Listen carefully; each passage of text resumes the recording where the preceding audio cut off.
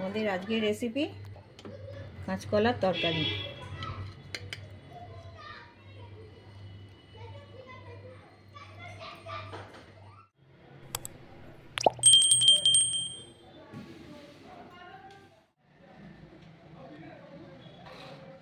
কাঁচকলা আছে, এই কাঁচকলা দিয়ে আজকে কাঁচকলার তরকারি করব।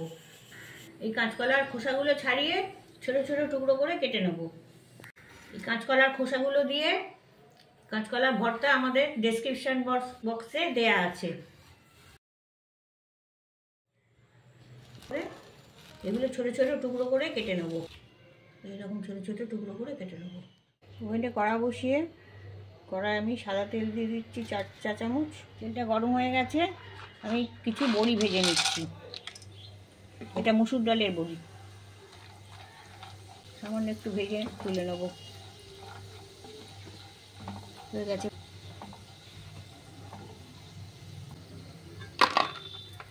ছোট ছোট টুকরো করে কাটা মিডিয়াম সাইজের 2টো আলু ভেজে নিচ্ছি। কাঁচকলা যেভাবে টুকরো করা হয়েছে সেই রকম সাইজেরই আলুগুলো এটা একটু লালচে করে ভেজে নেব।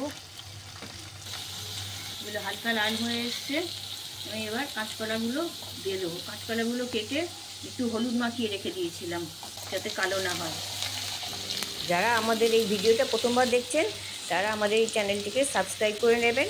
আর আমাদের এই চ্যানেলেই আরও অনেক ভালো ভালো রেসিপি আছে, সেগুলো দেখার অনুরোধ রইল। আশা করি আপনাদের ভালো লাগবে। কাঁচকলাগুলো 2-3 মিনিট আমি ভেজে নিয়েছি। এগুলো একটু সাইড করে নিচ্ছি। একটু সাদা তেল দেবো, 1 টিস্পুন মতন সাদা তেল দিলাম। একটু ফোড়ন দিয়ে দিচ্ছি, একটা তেজপাতা, একটা শুকনো লঙ্কা, একটা দারচিনির টুকরো, 2টো ছোটো এলাচ আর 1/2 চা চামচ গোটা জিরে। ফোড়নটা একটু ভেজে নেবো।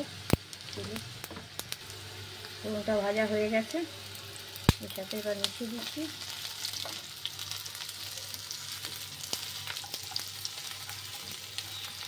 একটা মিডিয়াম সাইজের টমেটো আছে কুচনো, সেটা দিয়ে দিচ্ছি।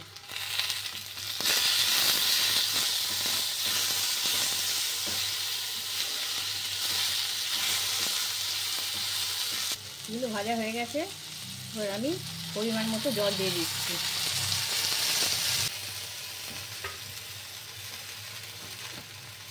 যে বড়িগুলো ভেজে রেখেছিলাম সেগুলো দিয়ে দিচ্ছি। কিছু ছোলা ভিজিয়ে রেখেছিলাম, সেই ছোলাটা দিয়ে দিচ্ছি। এর সাথে 1 টেবিল চামচ আদা রসুনের পেস্ট মিশিয়ে দিচ্ছি। কিছু মশলা এতে দিচ্ছি। এতে 1 চা চামচ জিরে গুঁড়ো, 1 চা চামচ কাশ্মীরি লঙ্কার গুঁড়ো, 1/2 চা চামচ হলুদ গুঁড়ো, 1/4 চা চামচ ঝাল লঙ্কার গুঁড়ো আর 1/2 চা চামচ ধনে গুঁড়ো। এগুলো এতে দিয়ে দিচ্ছি, মিক্স করে দিচ্ছি।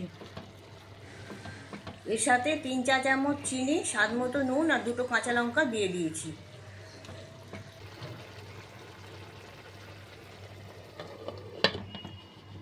ওভেনের আঁচটা আমি মিডিয়াম করে দিচ্ছি।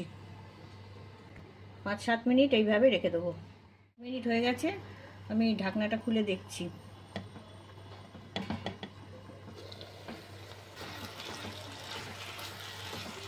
কাঁচকলা গলে গেছে, আলুও গলে গেছে আর জলটাও ঠিক মতন শুকিয়ে গেছে। এটা কাঁচকলায় তো প্রচুর আয়রন আছে, এটা শরীরে রক্ত তৈরি করতে সাহায্য করে। যারা কাঁচকলা খেতে চায় না তাদের যদি এইভাবে যত্ন নিয়ে সুস্বাদু করে রান্না করে দেওয়া যায় তাহলে তারা চেটেপুটে খাবে।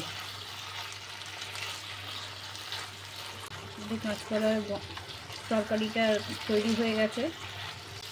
এটা একবারে শুকনো করার দরকার নেই, সামান্য একটু রসা রসা করে রাখলে ভালো হয়। কাঁচকলার তরকারিটা তৈরি হয়ে গেছে।